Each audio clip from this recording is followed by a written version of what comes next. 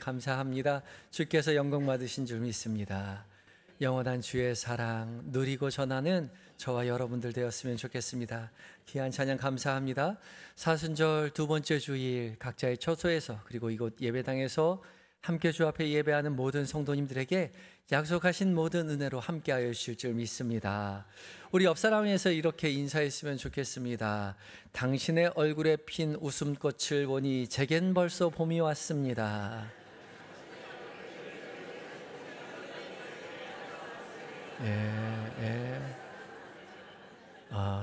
문장이 긴데 잊지 않고 잘 따라 하시네요. 당신의 얼굴에 핀 웃음꽃을 보니 제겐 벌써 봄이 왔습니다.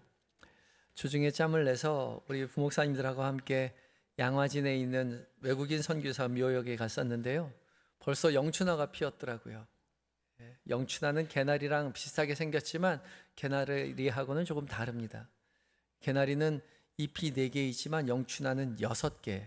그 줄기가 개나리는 이 갈색이지만 영춘화는 녹색이라고 그래요.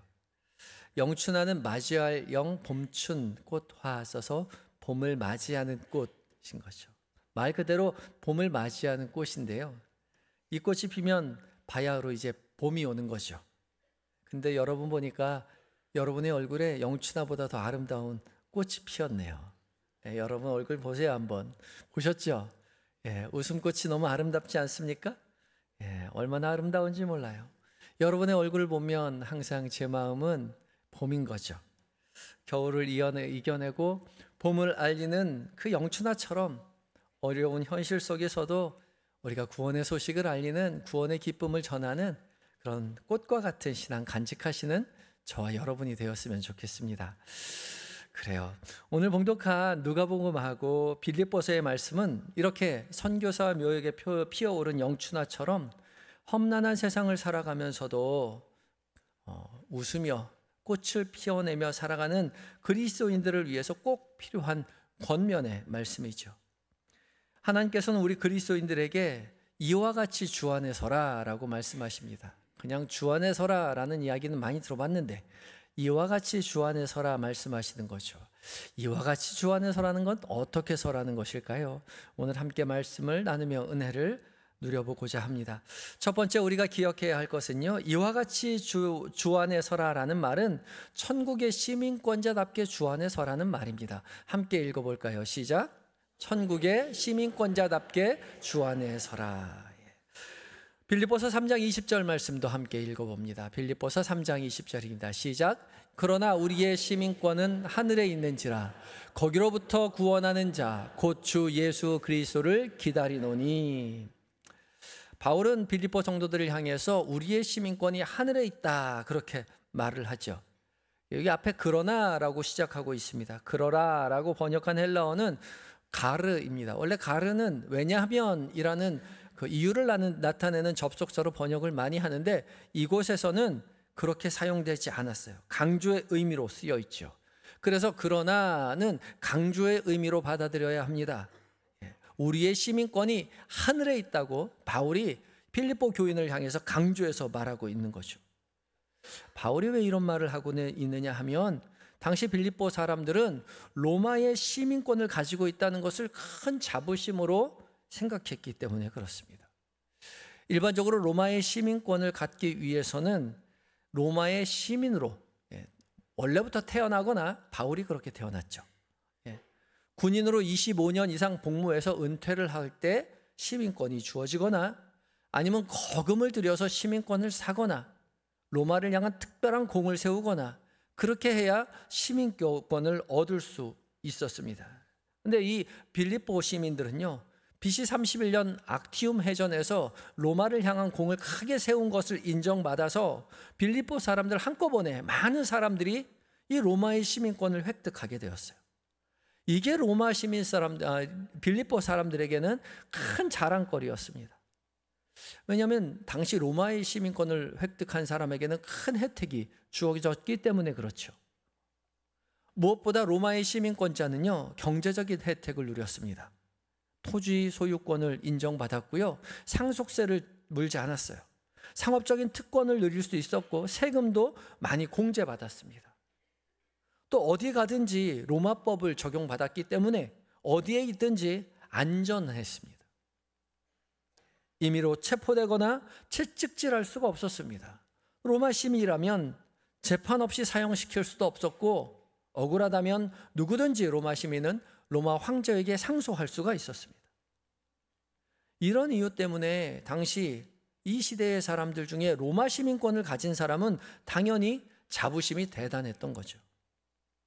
그래서 로마에서 멀리 떨어진 식민지 도시의 사람들 사는 식민지 도시에 살아가는 사람들조차도 로마의 시민권을 획득한 사람은 이 식민지 사람들하고는 좀 다르게 살았습니다.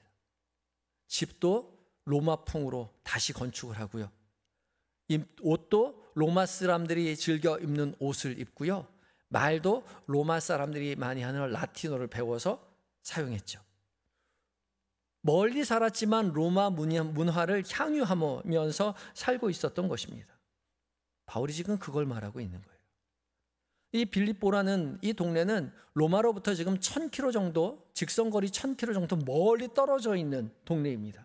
그런데 거기 살고 있는 이 빌립보 사람들이 로마의 시민권자를 가지고 있는 이 자부심을 가진 것처럼, 그렇게 해서 너희가 똑같이 로마 사람들하고 똑같이 집 짓고 똑같이 옷 입고 똑같이 그렇게 살아가는 것처럼 너희가 하늘의 시민권자를 가진 자들이니 자부심을 가지고 하늘의 시민권자답게 그렇게 살아가야 한다고 강조하는 거죠. 한 걸음 더 나아가서 그러나 라고 강조했으니 너희가 그토록 자랑하는 로마의 시민권보다도 천국의 시민권을 훨씬 더 자랑스럽게 여기며 천국 시민을 먼저 우선시하며 살아가야 된다라고 강조하는 거죠. 당시 빌립보 사람들은 교회에 다니면서도 당시의 문화에 젖어들어서 향락해서 비도덕적이고 문란한 삶을 살아왔거든요. 바울이 얘기하는 것이죠. 너희가 로마의 시민권을 가지고 그렇게 문화를 향락하며 살 것이 아니라 천국의 시민권자답게 살아가라고 말하죠. 왜냐하면 로마의 시민권보다 천국의 시민권이 훨씬 더 값진 것이기 때문에 그렇죠. 로마의 시민권은 기껏해야 로마가 망하면 그 시민권도 끝나는 거죠. 사람이 죽으면 그 혜택도 끝납니다. 그렇지만 천국의 시민권은 죽어도 없어지지 않아요. 영원히 천국에 거하는 것이죠.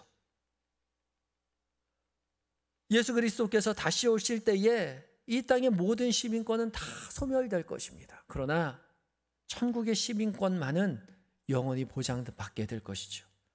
그러니 너희가 이 땅에 살 때에 로마의 시민권 가지고 있다고 자랑할 것이 아니라 천국의 시민권 된 자들로서 답게 그렇게 살아가라 말하고 있는 것이죠. 21절 말씀 함께 읽어봅니다. 계속해서 21절입니다. 시작. 그는 만물을 자기에게 복종하게 하실 수 있는 자의 역사로 우리의 낮은 몸을 자기 영광의 몸의 형체와 같이 변하게 하시리라. 그는, 예수 그리스도는 만물을 자기에게 복종하게 하실 수 있는 자의 역사, 에너기야, 힘, 능력을 가진 존재로서 우리의 낮은 몸, 비천한 몸, 죽어 없어질 몸을 자기의 영광의 몸의 형체, 예수 그리스도의 하나님의 독생자된 영광스러운 몸의 형체와 같이 변하게 하실 것이라고요. 예수 그리스도께서 다시 오실 때에 누구를? 천국의 시민권자 된 우리들을요. 그렇기 때문에 너희가 이 땅에서 로마 시민의 옷을 입고 그렇게 너희 마음대로 비도덕적으로 살아낼 것이 아니라 이제 너희는 거룩한 몸을 입고 살 존재이니 천국의 시민권자답게 살아가라 말씀하고 계시는 거죠.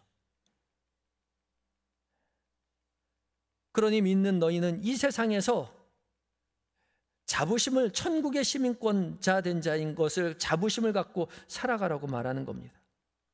사랑하는 한영의 성도 여러분, 여러분 그렇게 살고 계십니까?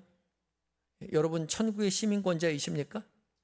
아멘이죠. 믿어 의심치 않죠. 우리 모두 천국의 시민권자예요. 그러면 그렇게 살고 계세요?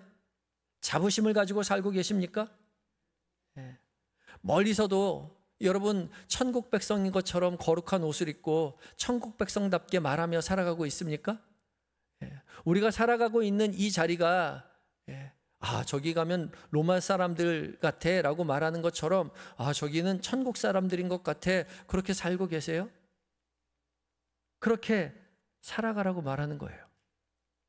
멀리서는커녕 가까이 가서 쳐다봐도 천국 백성같이 보이지 않는 게 우리의 삶이지 않나요? 저는 그렇게 살아가고 있는 것 같아서 죄스러운 마음이 많아요. 어제 장례식이 2건이 있어서 아침 6시부터 밤 9시까지 봉고차를 타고 교인들이 슬퍼하는 자들 위로하러 갔습니다. 저는 좀 늦게 출발해서 KTX를 타고 진주에 가서 합류를 했는데, KTX를 타고 4시간 반 가는 그 계속 와중에, 3시간 반인가요? 4시간 반인가? 가는 그 와중에 옆에 있는 사람하고 계속 이 팔걸이 싸움하느라고 너무 힘들었어요. KTX 타면 가운데 팔걸이가 있는데요, 옆에 군인이 탔는데 등치가 참 좋은데 계속 그 팔걸이 옆으로 자꾸 넘어오는 거예요. 많이 넘어오는 건 아니지만 굉장히 불편하니까 계속 가는 내내 팔걸이 싸움하느라고 되게 힘들었어요. 그래 놓고면서도 주일 준비해야 되니까 성경책 펴들고 그렇게 보면서 갔는데요, 내리고 나니까 제가 너무 미안한 마음이 드는 거예요. 성경책 펴들고 목사라는 사람이 그 팔걸이 하나 양보하지 못해가지고 계속 신경 쓰고 갔던 그 모습이 너무나 죄스러웠습니다. 멀리서 천국 사람인 것처럼 이게 발견하는 거, 그거는 뭐 우리는 상상도 못하고요, 가까이서 뚫어지게 쳐다봐도 아, 저 사람 예수 믿나 보다 그래야 되는데 성경책 펴들고도 예수 믿는 사람처럼 살아가기가 정말 어려워요. 천국의 시민답게 살아간다는 것이 쉽지 않죠. 그래서 주님 우리에게 말씀하시는 거죠. 빌립보서 4장 1절 말씀 함께 읽어봅니다. 시작. 그러므로 나의 사랑하고 사모하는 형제들, 나의 기쁨이요 면류가 아닌 사랑하는 자들아, 이와 같이 주 안에 서라. 이와 같이 주 안에 서라고요. 이와 같이는 지금까지 말한 것 같이, 앞에서 말한 바와 같이이죠. 앞에서 말한 것처럼 주 안에 서라고요. 앞에서 뭐라고 얘기했는데요? 천국의 시민권자라고요. 너희가 천국의 시민권자이니 천국의 시민권자답게 주 안에 서라고요. 천국의 시민권자이니 주님의 다스리심 밑에서 살아가야 한다는 거죠. 주님의 다스림 밑에 서서 있어야 한다는 거예요. 이 말씀에서 설하라고 번역한 스테케테의 단어에 좀 집중할 필요가 있습니다. 이 단어는 군사적인 용어로 많이 쓰이는 단어이거든요. 군인이 전쟁터에서 자신의 영역을 지키는 것을 의미하는 단어가 이 서다라는 단어입니다. 그러니까 우리가 주 안에 서 있는 것이 그냥 가만히 서 있는 것이 아니라 군인이 자기 영역을 지키듯이 그렇게 서 있는 거예요. 두 눈 부릅뜨고 침범되지 않도록 그렇게 지키는 거죠. 그런데 이 설화가 2인칭 복수 능동 현재 명령법으로 되어 있습니다. 그러니까 스스로 서려고 끊임없이 우리가 노력해야 된다는 거예요. 우리가 주님 안에 서기 위해서 끊임없이 노력해야 된다고요. 천국의 시민권자로서 살아가기 위해서 주님 곁에서 떠나지 않으려고, 주님의 다스리심 속에 있는 존재라는 것을 늘 기억하고 살아가려고 해야 된다는 거죠. 우리는 천국의 시민권자이니까 천국의 하늘의 천국의 시민권자답게 끊임없이 노력하라 말하는 거죠. 이 땅에 발을 딛고 살아가지만 우리는 대한민국 국민이지만 천국의 시민권자로서 세상 사람들이 부러워하는 유명한 옷이 아니라 하늘의 거룩한 옷을 입은 자로서 세상 사람들에게 자랑스럽게 말하는 외국어를 유창하게, 영어를, 일본어를, 중국어를 유창하게 말하는 것을 자랑하는 사람이 아니라 천국의 말이요, 주님 기뻐하시는 천국의 말을 유창하게 하는 사람들. 천국의 말이 어떤 말일까요? 서로 격려하고 서로 위로하고 서로 사랑하는 그런 말로 가득 채워가는 삶을 살아내려고 노력하라고, 지켜내라고 말씀하고 계시는 거죠. 우리가 그렇게 지켜내며 살아갈 때 세상 사람들은 우리를 보면서 아, 저 사람 좀 다르구나, 이 세상 사람들과는 다르구나, 천국의 사람들이구나, 그렇게 알게 될 거라는 거죠. 사랑하는 한영의 성도 여러분, 오늘도 주님 안에 굳게 서시기 바랍니다. 우리 모두는 천국의 시민권자입니다. 천국의 시민권자답게 주님 안에 굳게 서서 거룩한 옷을 입고 거룩한 것을 말하며 서로 사랑하며 용서하며 희생하며 그런 말, 격려하는 말 해주며 믿음의 길 걸어가시는 저와 여러분이 되시기를 예수 그리스도의 이름으로 축복합니다. 두 번째 우리가 기억해야 할 것은요, 이와 같이 주 안에 서라라는 말의 뜻은 공동체 속에서 주 안에 서라는 의미입니다. 함께 읽어볼까요? 시작. 공동체 속에서 주 안에 서라. 빌립보서 3장 17절도 읽어봅니다. 빌립보서 3장 17절입니다. 시작. 형제들아 너희는 함께 나를 본받으라. 그리고 너희가 우리를 본받은 것처럼 그와 같이 행하는 자들을 눈여겨보라.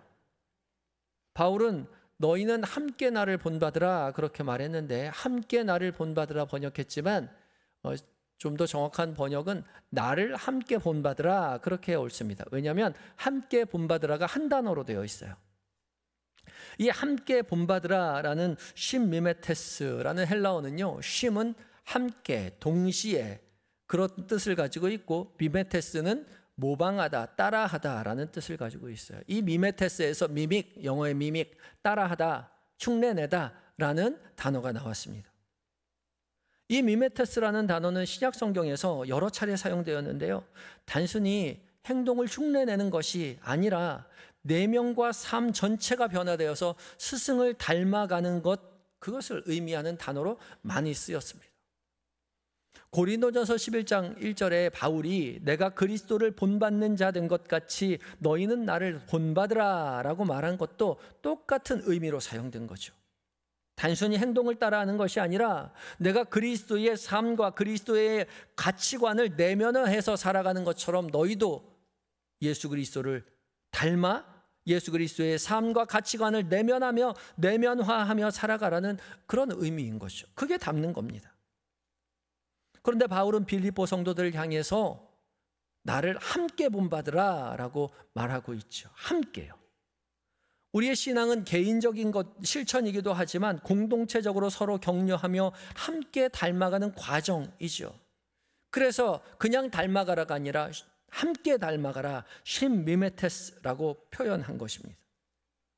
오늘 봉독한 복음서의 말씀인 누가복음 13장의 말씀도 역시 공동체의 부르심을 강조하고 있죠. 누가복음 13장 34절의 말씀입니다. 함께 읽습니다. 시작.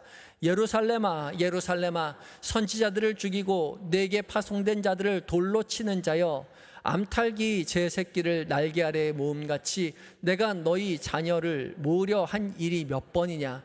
그러나 너희가 원하지 아니하였도다. 아멘. 이 말씀은 여러 바리새인들이 예수님께 와서 헤롯이 당신을 죽이려고 하니 이 예루살렘 빨리 떠나라 라고 말을 할 때 예수님께서 하신 말씀이죠. 암탉이 제 새끼를 날개 아래 모음같이 내가 너희의 자녀를 모으려 한 일이 몇 번이냐. 암탉이 모성애가 굉장히 강한 그런 동물입니다.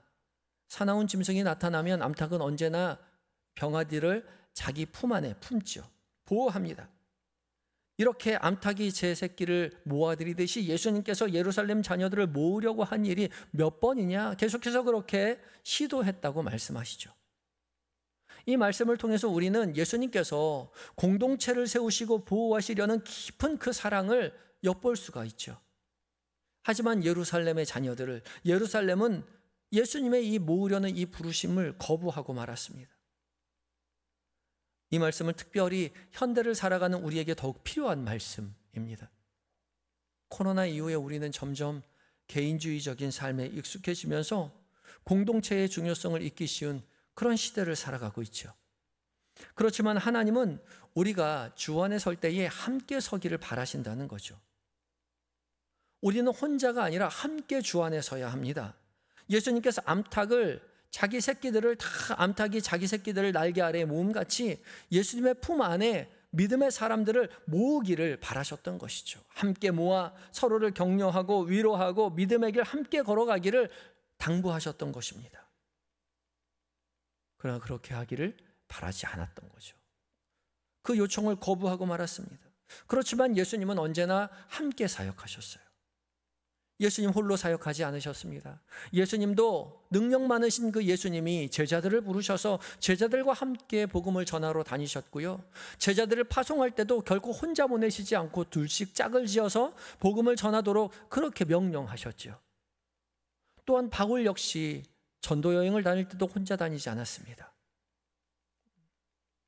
바나바와 함께, 실라와 함께, 디모데와 함께 늘 복음을 전하며 다녔죠. 지금 바울이 빌립보에 복음을 전할 때도 혼자 다니지 않았습니다. 빌립보에서 복음을 전하다가 옥에 갇혔을 때도 그는 실라와 함께 있었습니다. 바울과 실라가 함께 빌립보 감옥에서 하나님 앞에 기도하며 찬양할 때에 옥문이 열리는 은혜를 경험하게 됐죠. 우리는 혼자가 아니라 함께 믿음의 길을 걸어가야 하는 것이죠. 주님이 그것을 말씀하고 계십니다. 전도서 4장 9절부터 12절까지 좀 길지만 함께 읽어봅니다. 시작. 두 사람이 한 사람보다 나음은 그들이 수고함으로 좋은 상을 얻을 것임이라. 혹시 그들이 넘어지면 하나가 그 동물을 붙들어 일으키려니와 홀로 있어 넘어지고 붙들어 일으킬 자가 없는 자에게는 화가 있으리라.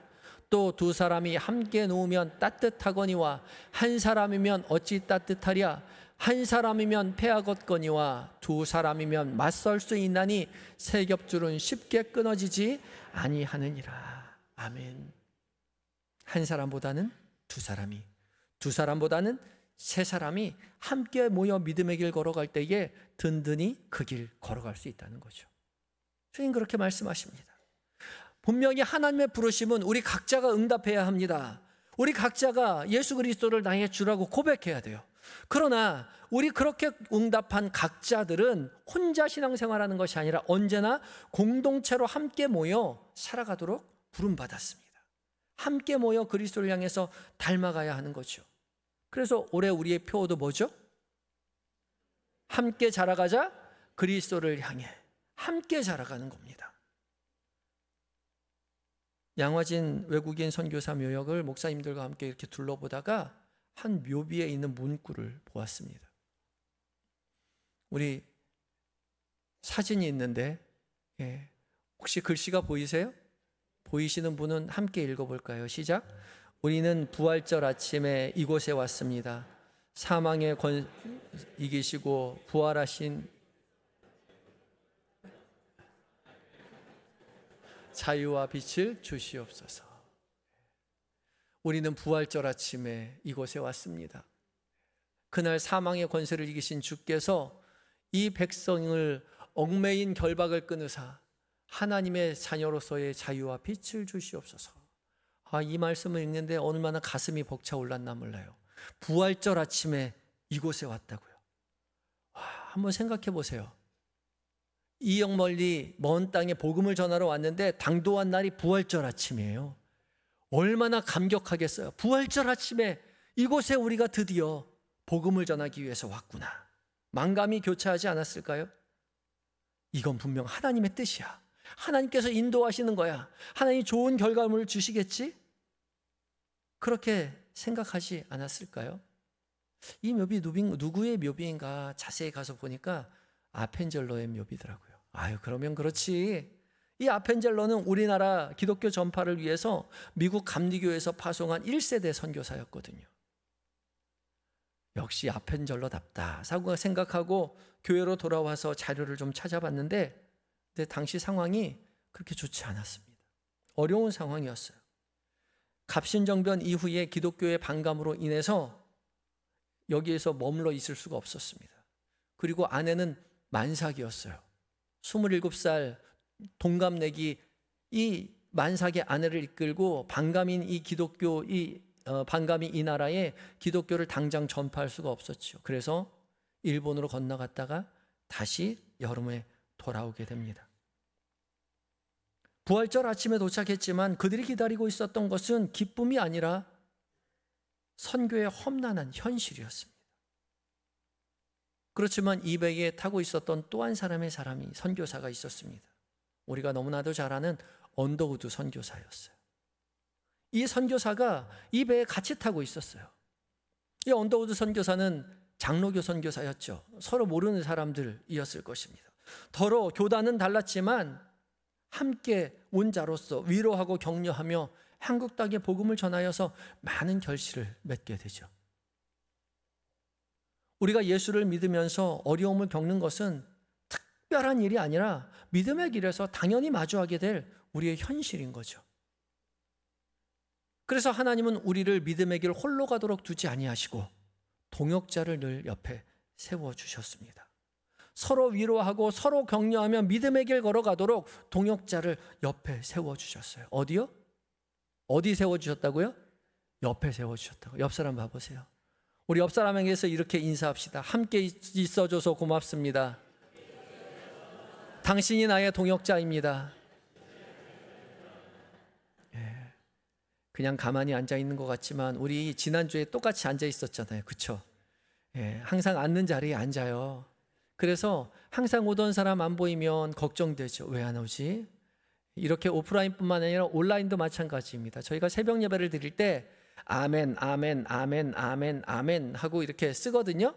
저는 저보라고 쓰는지 알았어요. 아, 권사님 참석하셨구나. 그런 줄 알았는데 신방 갔다 이야기를 들었는데 권사님들끼리도 누가 아멘 했나 안 했나 보시는 거예요. 그리고 아멘 항상 올라오던 사람이 아멘이 안 올라오면 새벽 예배 마치자마자 전화하는 거죠.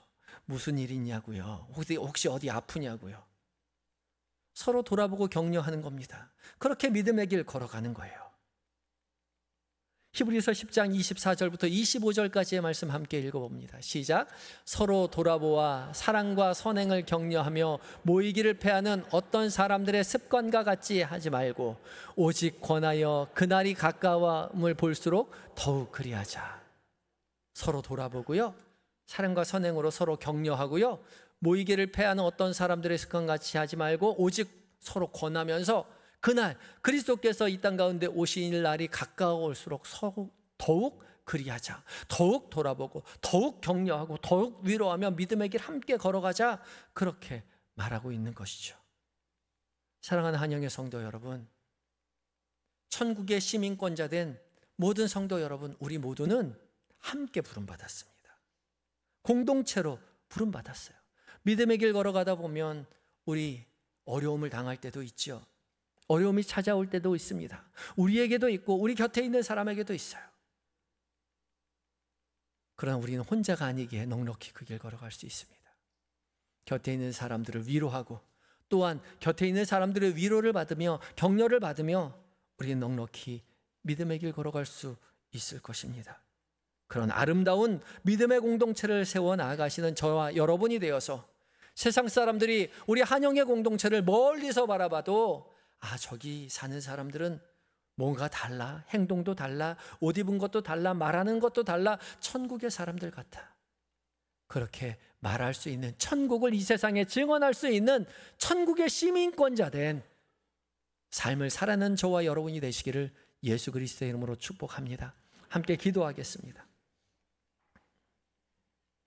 우리를 사랑으로 구원하시는 주님, 연약한 우리들을 주님 불러서 천국의 시민권을 부여해 주시고 천국의 시민답게 살아가라 말씀하여 주시니 감사합니다. 여전히 부족하고 연약하지만 한영의 공동체에 우리 서로 함께 모여 천국의 시민답게 서로 위로하고 격려하며 품어주며 끌어주며 믿음의 길 걸어가는 인생 되게 하여 주시옵소서. 우리를 주의 날개 그늘 아래 모아 보호하시는 예수님의 거룩하신 이름으로 기도드립니다. 아멘.